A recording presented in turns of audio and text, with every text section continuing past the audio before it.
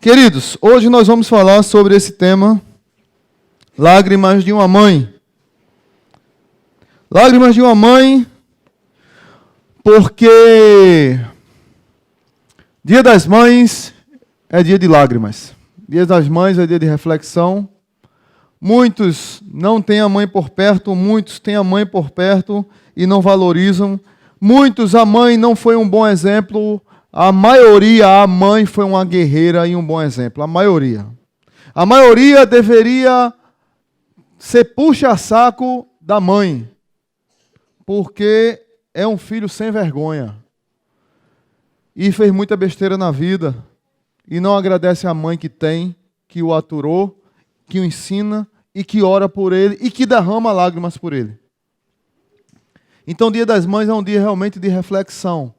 Para isso, eu desafiei algumas mães da igreja, coloquei nos grupos do Zap da igreja, pedindo assim, o que é que leva uma mãe a derramar lágrimas? E algumas me mandaram algumas mensagens que eu achei interessante, queria compartilhar com vocês.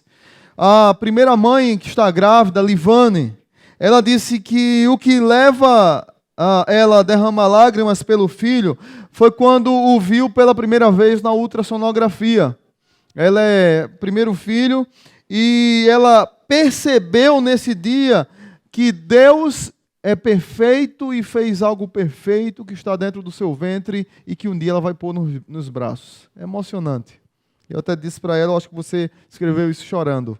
E ela disse, eu descobri que eu já sou mãe. Grávida e já sou mãe. Então, as mães que estão grávidas, você já é mamãe. Parabéns para você também. Temos aqui a Cássia. Parabéns, viu, Cássia? Tem mais alguma grávida aqui? Essa noite não, né? Que está de parabéns, não. Então, a Cássia e as outras mamães, parabéns. A irmã Rosângela, Cíntia Moreno, Maíris, Diana e Débora falaram mais que parecido, que choram com a felicidade dos filhos, porque vê neles a alegria de uma vitória e elas se emocionam com isso, mas também choram quando os filhos estão sofrendo. Quando vê um filho com um problema, com uma doença, com alguma situação, elas choram, derramam lágrimas pelos filhos. A maioria das mães choram quando o filho sofre e chora demais também quando o filho tem uma vitória. Gláucia também, mãe da primeira filha, ela disse que chorou muito quando a filha sentiu a primeira dor. Ela ficou desesperada sem saber o que fazer e chorava. Chorou na primeira vacina da sua filha. Olha que coisa linda. A filha tomando a vacina e a mãe chorando. Tem uma pessoa que eu conheço que levou a filha para a escola, primeiro dia da filha na escola. Aí a filha virou para ela e disse, tchau, mãe. Aí a mãe chega em casa. Aí esse que vos fala disse assim, o que foi? Por que você está chorando? E ela desesperada, Larissa chegou na escola e disse, tchau, mãe. Como assim, tchau, mãe? E chorando, eu disse, mas por que você está chorando? Porque ela não chorou. Ela queria que Geisa, não diga que ela não está aqui não, né? Geisa queria que Larissa chorasse porque ela estava cortando o cordão, né? Primeira aula, aí Geisa que chorou. E Larissa chora por outras coisas, mas não por isso, graças a Deus. Gláucia também falou, e eu achei interessante, que hoje ela tem a oportunidade de criar filha num lar cristão, e ela chora, se emociona por isso. Irmã Cleusa falou dos seus bebezinhos, Bruninho e Rafaelzinho, os cabos maior do que eu. Clark Kent, né? E a irmã Cleusa falou que derramou muitas lágrimas de alegria ao contemplar as conquistas dos seus filhos. Chorou muito também quando eles deram os primeiros passinhos. É realmente emocionante você ver o filho andar a primeira vez. Chorou quando vê que eles estão firmados na fé e servindo a Deus. Mas ela disse que chorou muito orando para que Deus transformasse a vida deles.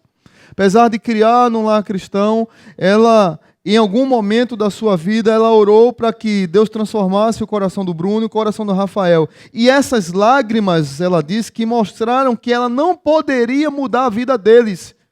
Mas o poder do Espírito Santo de Deus é que mudaria, e não ela. E essas lágrimas fizeram com que ela agradecesse pela sua contribuição de mãe, mas reconhecesse a sua fragilidade e na sua fraqueza aquele que é forte e agiu na sua vida e na vida dos seus filhos. Leila disse que chora muito quando pensa na possibilidade de sua Lindá, Lilá, se esquecer de Deus. Se um dia Lilá ou Lindá, toda mãe acha o filho lindo, mesmo que ele seja feio, mas Lilá é linda. E não existe ninguém feio para a mãe, né? Vamos ser sinceros. E não existe ninguém feio, sempre tem uma pareia para ele. Então, os meninos aqui, sempre, não fiquem desesperados. Vânia também disse uma coisa bonita, que o que leva ela às lágrimas seria ver seu filho longe dos caminhos do Senhor. E ela fica na crise de chorar, se pensar também na possibilidade de um dia ele sair, mas ela chora com muita alegria quando vê o sorriso nos olhos do seu filho, pela felicidade também de uma conquista. E ela põe assim que nossa maior alegria é ver a felicidade dos nossos filhos. Todas as mães choram. Eu não conheço uma mãe que chora. Mas eu queria falar hoje de uma mãe que derramou lágrimas num deserto, por uma situação terrível que ela estava passando. E talvez você que está aqui nessa noite, independente de ser mãe ou não, de ser homem ou mulher, você pode também estar passando por situações de deserto na sua vida, e você talvez possa estar no deserto. Então, um tema que seria bom para essa mensagem de hoje seria lágrimas de uma mãe no deserto, ou lágrimas no deserto. Eu queria que você abrisse lá em Gênesis capítulo 21, a partir do verso 8. Eu queria ver com vocês a história de Agar e Ismael. Gênesis, primeiro livro da Bíblia, a partir do verso 8, diz assim a palavra de Deus. Não tem como nem procurar, que é o primeiro livro da Bíblia, viu, gente? Se eu dissesse aqui Abacuque, Sofonias, você ia perguntar, pastor, sanfona? Ageu, ia ficar para mais. Gênesis é o primeiro, não tem como errar não. A partir do verso 8 diz assim: o menino cresceu e foi desmamado. No dia em que Isaque foi desmamado, Abraão deu uma grande festa. Sara, porém, viu que o filho que Agar, a egípcia, dera a Abraão, estava rindo de Isaque, e disse a Abraão: livre-se daquela escrava e do seu filho, porque ele jamais será herdeiro com meu filho Isaque. Isso perturbou demais Abraão, pois envolvia um filho seu. Mas Deus lhe disse: não se perturbe por causa do menino e da escrava. Atenda a tudo o que Sara lhe pedir, porque será por meio de Isaque que sua descendência há de ser considerada. Mas também do filho da escrava farei um povo, pois ele é seu descendente. Isso é Deus falando com Abraão. Verso 14. Na manhã seguinte, e aqui entra para mim o trágico dessa história. Na manhã seguinte, Abraão, apesar de estar perturbado, só uma reflexão aqui, verso 11 diz que Abraão se perturbou demais, e a palavra usada é como se fosse uma roupa no varal. Com um vento forte, o varal vai para um lado e para o outro, e a roupa fica tremulando. Abraão ficou tão perturbado que era como se ele fosse uma roupa no vento. E tão preocupado que ele estava. Aí Deus intervém, fala com ele. Mas na manhã seguinte, veja o que Abraão faz. Verso 14. Abraão pegou alguns pães e uma vasilha de couro cheia d'água. Entregou-os a Agar e, tendo-os colocado nos ombros dela, despediu-a com um menino. Ela se pôs a caminho e ficou vagando pelo deserto de Berseba. Quando acabou a água da vasilha, ela deixou o menino debaixo de um arbusto e foi sentar-se perto dali, à distância de um tiro de flecha, porque pensou: não posso ver o menino morrer. Sentada ali perto, começou a chorar. Deus ouviu o choro do menino. E o anjo de Deus do céu chamou Agar e lhe disse: o que aflige, Agar? Não tenha medo, Deus ouviu o menino chorar lá onde você o deixou. Levante o menino, tome-o pela mão, porque dele farei um grande povo. Então Deus lhe abriu os olhos e ela viu uma fonte. Foi até lá, encheu de água a vasilha e deu de beber ao menino. Deus estava com o menino, ele cresceu, viveu no deserto e tornou-se flecheiro. Vivia no deserto de Parã e sua mãe conseguiu-lhe uma mulher da terra do Egito. Vamos orar. Pai, nós queremos agradecer por essa noite e pedir que a Tua palavra penetre em nossos corações, pedindo para que o Senhor nos direcione na transmissão da Tua pregação e que vidas sejam alcançadas por essa palavra. No nome de Jesus nós oramos. Amém. Quando estamos no deserto, é hora de avaliar nossa vida. Quando estamos no deserto, nós temos uma certeza. O desespero bate e estamos a sós. Mas eu queria que você saísse pelo menos daqui com mais uma certeza.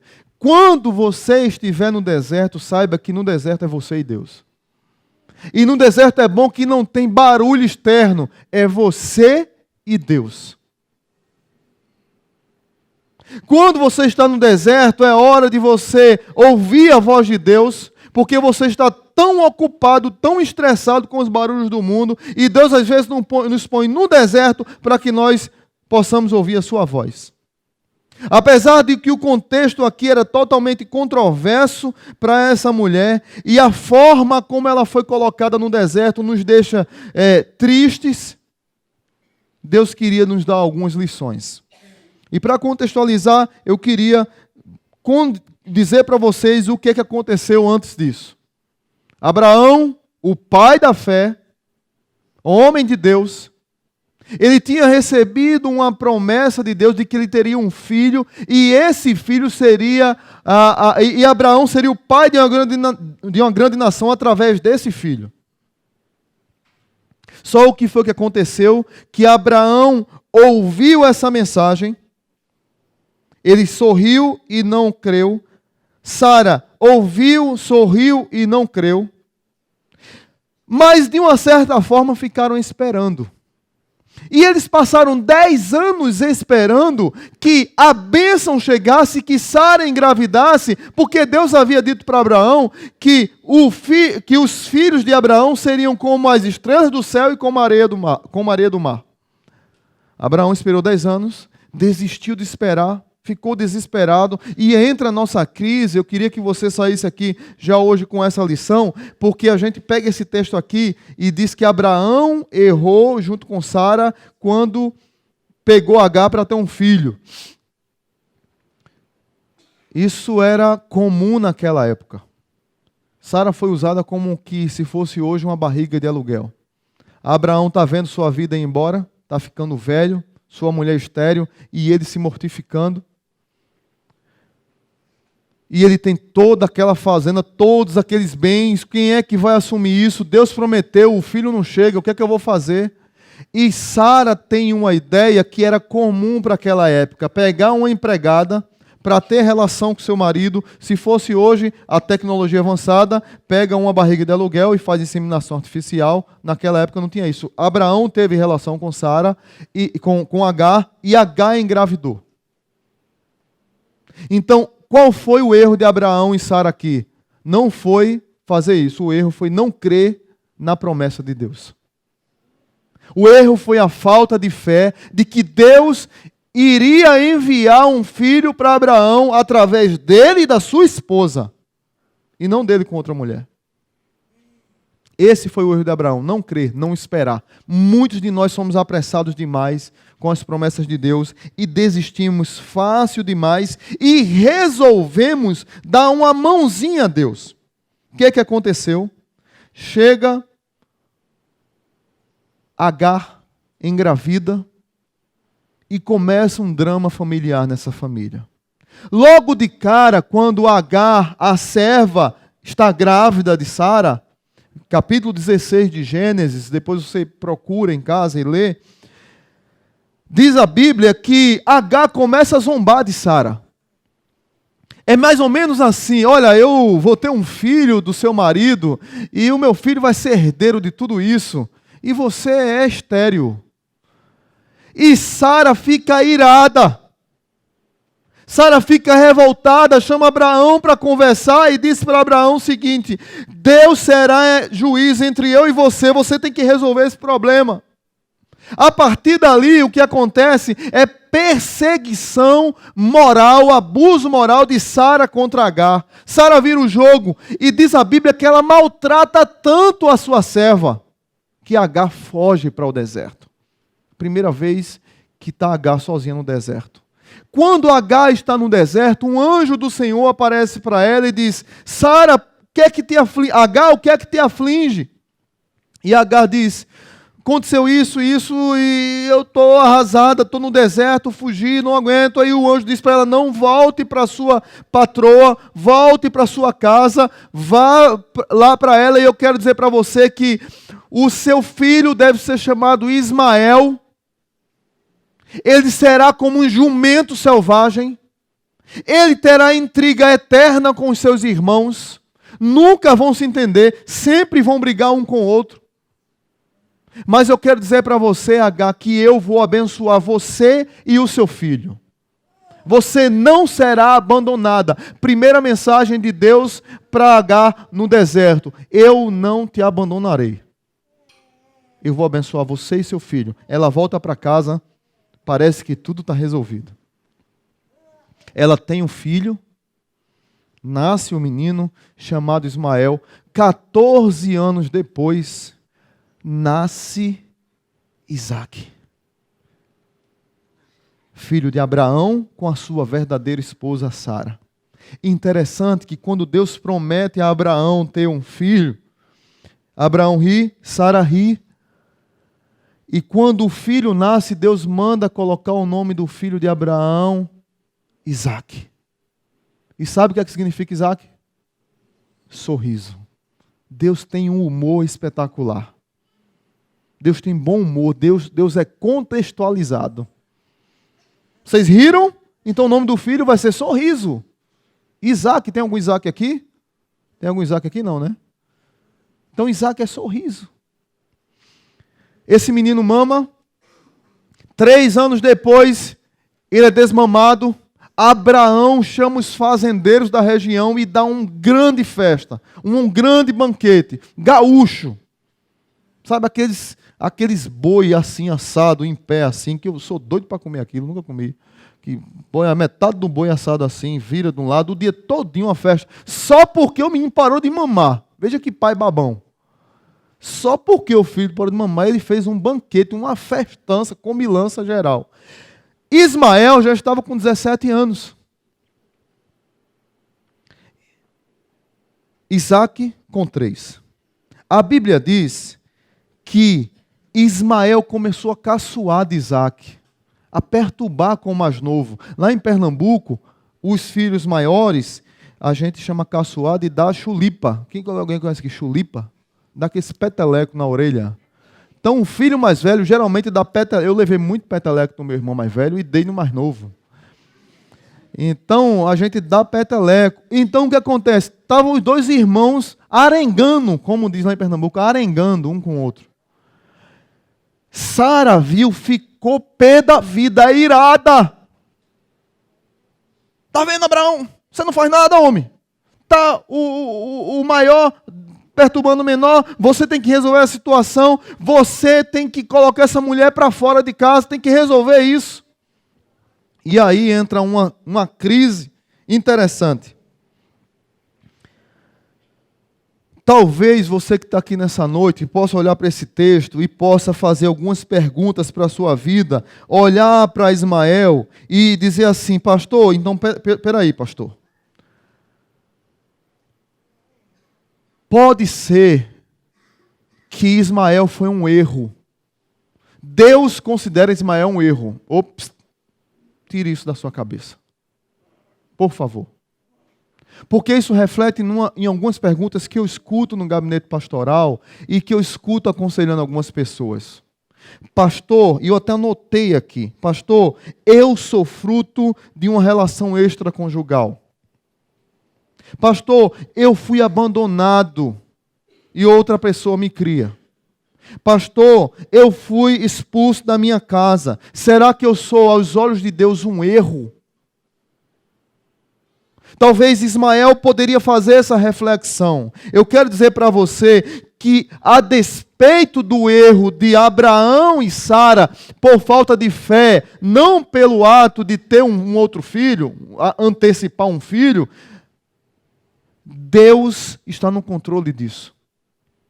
E qualquer pessoa, por mais difíceis e complexas que tenham sido as circunstâncias em que ela nasceu, são pessoas criadas à imagem e à semelhança de Deus. Você não é um acidente. Você não nasceu por acaso. Se você esquecer tudo que eu falei, não esqueça disso. Você não é um acidente de percurso, você não é um acidente porque Deus esqueceu, Deus permitiu, não, você nasceu, meu irmão. Se você nasceu, você é um ser humano criado à imagem e à semelhança de Deus. E se você é criado à imagem e à semelhança de Deus, eu quero dizer para você que há esperança para a sua vida, há esperança para a minha vida, e que você é amado de Deus. Amém? O que é que acontece aqui? Teve um pastor aqui no Brasil que olhou para esse texto, ele estava passando uma crise gigantesca na sua vida, que ele estava viúvo, pastor Jeremias Pereira, e ele escreveu um livro sobre esse texto que me abençoou muito e me abençoa até hoje. E eu, olhando o livro, queria tirar algumas lições para a minha vida e para a sua vida. Você, mamãe, você, papai que está aqui, todos nós podemos ser abençoados com essa lição. Olhando para Sara, olhando para Agar, olhando para Ismael, a crise que eles estavam passando. Primeira lição que eu queria tirar com vocês. Livre-se do sentimento de revide e de amargura. Na hora que você está na crise, no deserto, livre-se do sentimento horrível que surge no seu coração de revidar e de encher o coração de amargura. Verso 9 e 10 diz, você pode ficar com a sua Bíblia aberta, Sara viu que o filho de Agar, a egípcia, estava rindo e zombando de Isaac e disse para Abraão o seguinte: livre-se dela, livre-se daquela escrava e do seu filho, porque eles jamais herdarão comigo, jamais herdarão com o meu filho. É interessante que antes era a minha serva que vai me ajudar a ter o meu herdeiro. Agora é aquela e o filho daquela. Estão entendendo a situação? Uma mulher que serviu para uma coisa agora está sendo rejeitada. E eu e você sabe, olhando aqui, que Sara estava irada a pé da vida. Sara, aquela que planejou, arquitetou tudo, agora diz, põe para fora essa mulher. Eu não quero ver essa mulher aqui em casa. E Abraão ficou mais ou menos assim, ó. Quando a mulher está braba em casa, o que é que o homem faz? Vamos lá, me ajudem. Ele fala mais alto? Ele fica quieto, meu filho. Ele procura uma mesa para se jogar embaixo, com medo. Ou ele fica na parede, porque quando a mulher está brava, meu amigo, o homem fica com medo, não tem esse. E se ela for pernambucana ou paraibana, aí lascou tudo. A minha é pernambucana, eu sei o que eu estou falando. Aí teve um irmão que disse ali para mim, no primeiro curso, pastor, a minha esposa é pernambucana e a mãe é paraibana. Então o senhor sabe a minha situação, né? Aí eu disse, Senhor, misericórdia do teu servo. O que é que acontece? Sara põe a sua serva para fora, que serviu para alguma coisa, agora humilha. Agar poderia ficar com o coração amargurado, bater o pé e dizer, não, você me usou, você planejou, você fez, agora está fazendo tudo isso. A Bíblia diz que Agar não faz nada e ela vai para o deserto, ela é posta para fora de casa. E ela sai sem reclamar nada. É interessante que às vezes nós temos que livrar nosso coração e sentimentos de revidar e de amargura para que nós ganhemos algo lá na frente. Às vezes nós temos que abrir mão de algumas coisas para ganhar outras. Mas nós, no mundo que a gente vive hoje, no movimento gospel que a gente vive hoje, que as músicas só são de vingança, os crentes é tudo uriçado pensando em vingança. Você escuta a música gospel, hoje é assim, não, porque você me viu perder e riu de mim. Agora, quando você me vê na vitória, você vai estar queimando lá no fogo. As músicas, tudo assim, não é assim as músicas evangélicas hoje? E quando você me vê passar na prova e você zombar, agora o inimigo vai pegar você e você vai ser rabo e eu vou ser cabeça. E eu estou na vitória.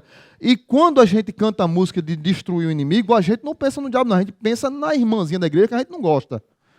A gente pensa no patrão que a gente não gosta, na vizinha que a gente não gosta. Não é assim? Vamos ser sinceros? Vamos lá, gente. Confessionário gospel agora. Vamos lá. A gente não pensa no diabo, não, que é nosso inimigo, não. A gente pensa em pessoas. E está uma avalanche de músicas de vingança nas igrejas hoje. E essa mulher nos dá uma lição de ficar com prejuízo. Às vezes é melhor. Segunda lição. Deus é soberano, confie nele. Primeira lição é livre-se de sentimento de amargura. Segunda é Deus é soberano, confie nele. Veja comigo o verso 13. Final do verso 13 diz assim: mas também do filho da escrava farei um povo, pois ele é seu descendente. Isso é Deus falando com Abraão. Abraão, acalma o teu coração. Eu vou abençoar Ismael por causa de você. Ele é seu filho, Abraão. A promessa que eu fiz foi a você. Você será o pai de uma grande nação. Através de Isaque, que é a minha promessa, e através de Ismael, que foi a sua vontade. Mas eu vou abençoar porque eu fiz uma aliança com você. Verso 18, veja que coisa interessante. Lá no final do verso 18. Levante o menino, tome pela mão, porque dele farei um grande povo. Agora Deus está falando para Agar, a mãe de Ismael. Eu farei dele um grande povo. Eu não vou abandonar você, Agar. Eu não vou abandonar seu filho. Eu estou no controle. Deus não é o Deus da filosofia que disse que Deus é como um relojoeiro que deu corda num relógio e virou as costas para o mundo. Deus pegou o mundo, deu a corda e virou as costas. Deus continua no controle da minha e da sua história. Talvez você esteja no deserto hoje, mas eu quero dizer para você que Deus está no deserto e está no controle da crise que você está passando. Talvez você esteja chorando, talvez você esteja sofrendo, talvez as expectativas da sua vida estão derrubadas, destruídas, você perdeu a noção, o senso, perdeu as esperanças, as expectativas, você olha para a sua vida e diz assim, não tem mais jeito. Como aquela música de João Alexandre, o tapeceiro, de Estênio Márcios, o tapeceiro, que João Alexandre musicou e cantou. Diz que o tapeceiro é um grande artista e ele vai fazendo o seu trabalho e quando a gente olha para a nossa vida é como uma obra de tapeçaria, escritas e cores e vidas. Quando a gente pega um tapete, o tapeceiro, ele vê a obra pronta, bonita, de um lado, mas quando você olha por debaixo do tapete, é tudo horroroso. É um fio iniado com o outro, é um nó feio, mas do outro lado está tudo bonito. O pecado, o erro do ser humano faz com que a nossa vida, em alguns momentos, passem por desertos e por circunstâncias que nós erramos ou que outros erraram conosco. Mas Deus não deixou de estar no controle porque eu errei ou porque alguém errou comigo. E Deus é aquele tapeceiro que conserta. E a nossa vida é como uma obra de tapeçaria. Deus vê a obra completa lá na frente. Talvez você chegou aqui nessa noite e a sua vida está em crise, está no deserto, você está sofrendo, está terrivelmente no deserto. Eu quero dizer que no deserto Deus está contigo. Tá bom? Deus está no controle. Deus não abandonou o barco da história. Ele continua contigo. Terceiro, erga sua voz e clame a Deus. Verso 15 e 16. Diz assim: quando acabou a água da vasilha, ela deixou o menino debaixo de um arbusto e foi sentar-se perto dali, a distância de um tiro de flecha, porque pensou: não posso ver o menino morrer. Sentada ali perto, começou a chorar. Eu quero dizer para você que você deve clamar a Deus, que você deve erguer a sua voz e clamar a Deus. Quantas mães pararam de orar e de chorar pelos seus filhos? Eu não conheço ninguém que ore e que chore pelos filhos como a mãe. Todo filho precisa de uma mãe que ora. Tem até um lema interessante, é mães de joelhos, filhos de pé. Eu conheço mães que oravam tanto pelos filhos, que choravam tanto pelos filhos, até de madrugada, que ia orar pelos filhos, um jovem da nossa igreja testemunhando, orando por ele, que ele até tinha medo. Eu acordava de manhã, a mãe estava lá com um vestido branco orando, ele pensava que era um lobisomem.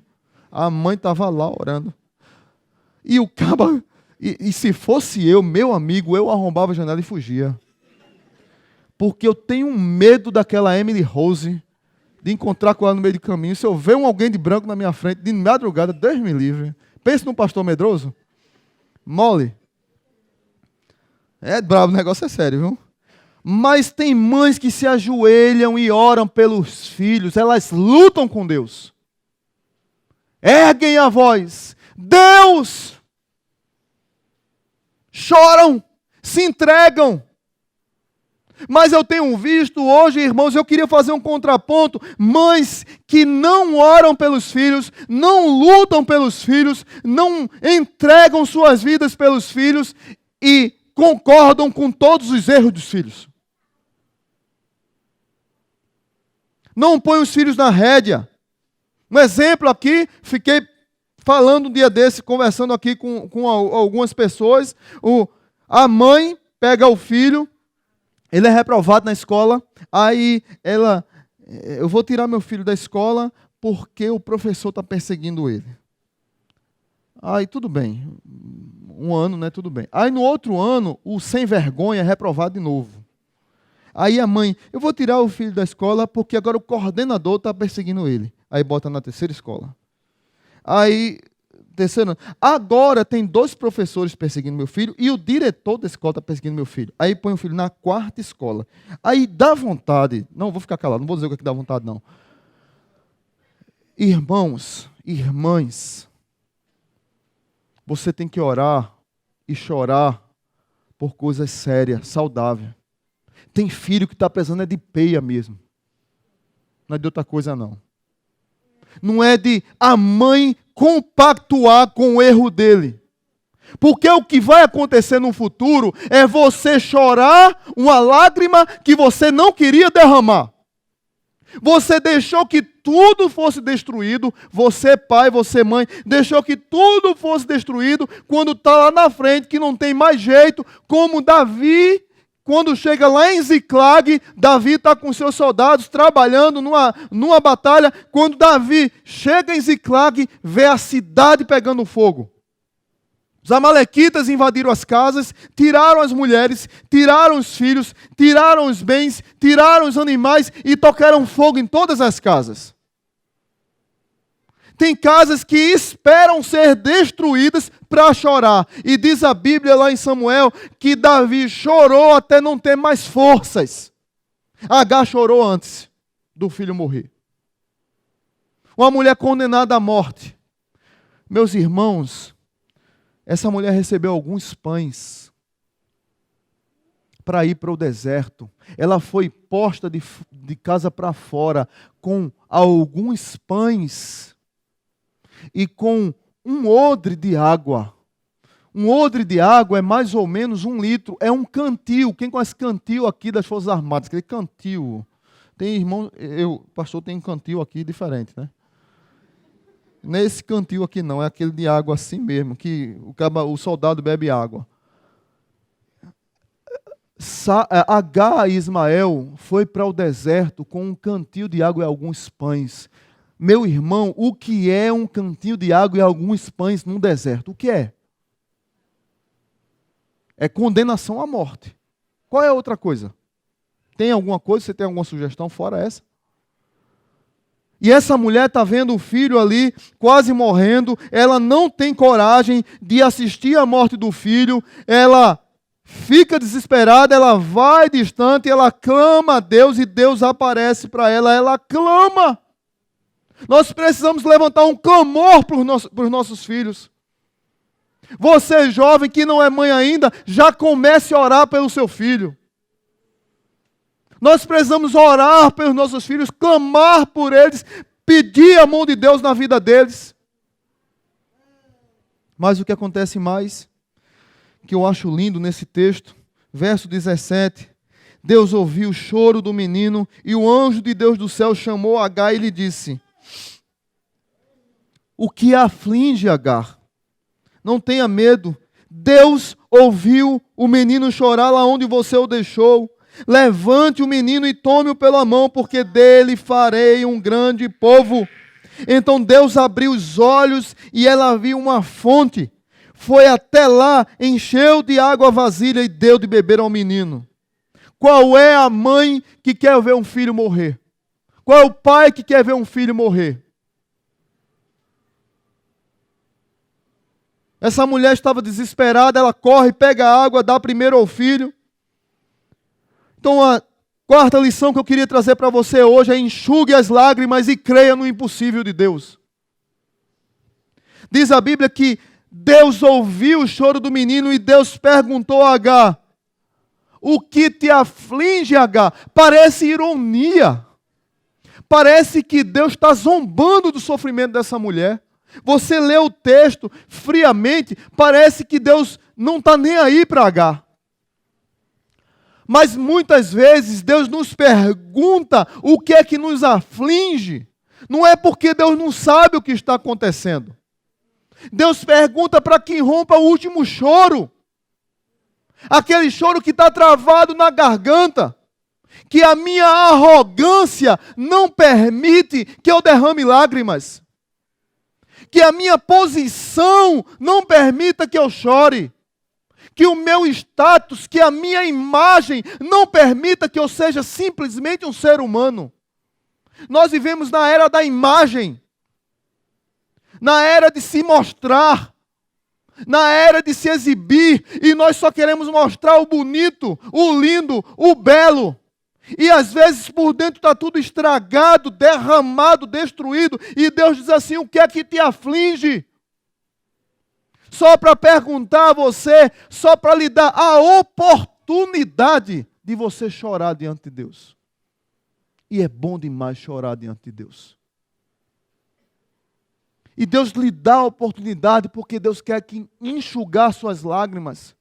E quer que você enxergue as possibilidades impossíveis que só num choro, só na sua arrogância, você nunca irá enxergar. Essa mulher está num deserto, sofrendo, chorando, clamando, mas as lágrimas não permitem que nós venhamos a enxergar o impossível à nossa frente. Assim como os discípulos no caminho de Emaús. Os discípulos no caminho de Emaús é uma história espetacular. Lucas, capítulo 24. Jesus morre, ressuscita, os homens desistem de Jerusalém e vão para Emaús. Jesus está de lado deles, conversando com eles. O que é que está acontecendo aí em Jerusalém? Não, porque Jesus, aquele que prometeu para a gente que ia ser o nosso rei, morreu, ressuscitou, ele era poderoso em palavra. E Jesus que está fazendo as perguntas. E eles não enxergaram Jesus. Eles não enxergaram a possibilidade do impossível. Porque a dor falou mais alto do que o milagre que estava diante dele. Talvez quando você está no deserto, quando eu estou no deserto, nós não conseguimos enxergar o poço de água da vida que está na nossa frente. Mas Deus diz assim: chora, chora para lavar os teus olhos. Chora para limpar a tua vista. Chora porque eu quero consolar você e eu quero abrir os teus olhos para que você enxergue o que eu tenho para a tua vida. Chora! Por que nós não choramos mais? Deus ouviu o choro do menino e diz a Bíblia, versículo 19, que Deus abriu os olhos de Agar. Quem abriu os olhos de Agar foi Deus. Não foi ela que viu, foi Deus que levantou e abriu os olhos. Aí Deus dá um conselho para ela no versículo 18, eu queria que você guardasse na sua vida. Levante-se, Agar, e enfrente o medo. Verso 18, levante o menino, tome pela mão dele e farei um grande povo. Levante, não temas, Agar. Levante e faça a sua parte. Quando nós estamos com medo, nós perdemos possibilidades. Quando nós estamos com medo, nós desistimos de lutar. Quando nós estamos com medo, nós não enxergamos o impossível. Mas Deus está querendo que nós façamos a nossa parte. E a nossa parte é se levantar. Só isso que Deus pede para Agar. Levante-se. Não tenha medo. Levante-se. Pega o menino. Ali o poço está na frente. Às vezes nós queremos que as vitórias cheguem para nós e nós não temos coragem de levantar e correr atrás. Tem muitas pessoas que estão enfraquecidas pelo sofrimento e desistiram de viver, desistiram de lutar. E essa mulher é uma empreendedora espetacular. Veja comigo, eu quero encerrar com isso. Verso 20 e 21 diz a Bíblia que Deus estava com o menino. Veja bem que coisa linda. Deus estava com o menino. Ele cresceu, viveu no deserto e tornou-se flecheiro. Vivia no deserto de Parã e sua mãe conseguiu-lhe uma mulher na terra do Egito. Duas lições aqui. Primeiro, essa mulher adaptou-se à realidade que ela estava vivendo.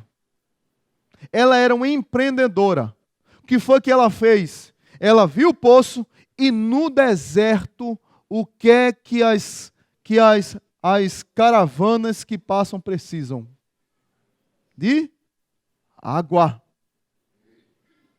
Foi o que ela fez? Empreendedora. Pegou o filho, treinou o filho se tornou flecheiro. Flecheiro. E a partir dali usou aquilo como comércio. Meu amigo, você quer água? Tem que pagar. Tem que dar comida para aqui que a gente está com fome. Não, mas isso aqui é meu. Não, mas não vou pagar não. Ismael. Ismael estava lá atrás das árvores assim. Aí o cara, não, tá bom, eu vou pagar aqui. Empreendedora. Ela viu no deserto uma possibilidade de continuar a vida. Deus mostrou para ela a possibilidade de reiniciar um projeto, de restaurar os sonhos, de continuar vivendo e desfrutando de possibilidades que Deus faz para a gente e que Deus mostra e que muitas vezes nós não queremos ou não conseguimos enxergar. E ela também preparou o seu filho para um casamento, ela deu uma esposa para o filho. Eu queria encerrar aqui, queridos, que a gente poderia tirar tantas lições desse texto, e até falar mesmo da situação, daquela confusão que existe no Oriente Médio entre árabes e judeus, irmãos. Ismael, de um lado, e Isaac do outro. A Bíblia disse que um seria como um jumento selvagem, nunca faria amizade com seu irmão, sempre viveriam em intrigas. Mas que Deus abençoaria os dois. Não dá para compreender, é um mistério. Eu costumo dizer que essa briga só vai se resolver quando o irmão mais velho voltar. Quando o irmão mais velho Jesus voltar, que chamar todos para ele vai resolver essa briga. Mas nós não podemos deixar de honrar, no período da Idade das Trevas, 300 mais ou menos depois de Cristo, até 1300 e alguma coisa, um pouco antes da Reforma Protestante, o mundo não tinha tecnologia, educação, nada, porque a Igreja Católica dominava tudo e as pessoas não poderiam estudar, não podiam estudar, nem crescer, nem desenvolver.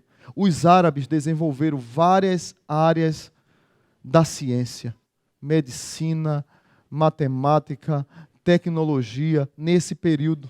com as perseguições. Você vai ler história, vai ver as perseguições, as cruzadas, os cristãos querendo matar árabes, árabes matando judeus, judeu matando árabes, com aquela briga toda, até hoje tem essa briga. Mas diz a Bíblia que Deus abençoou esse povo. Talvez você, mamãe, que está aqui hoje, está chorando no deserto. Deus está falando contigo que existe esperança para você, para o seu filho, que existe esperança para o seu casamento, que existe esperança para a sua vida e que existem novas possibilidades para que você cresça e expanda o reino de Deus através do seu testemunho, através dos milagres que Deus continuará fazendo através de você. A única coisa que Deus pede para você é: não temas e levante-se. Porque as lágrimas que caem dos teus olhos, Deus já está consolando. Porque Ele é o Consolador. Amém, queridos?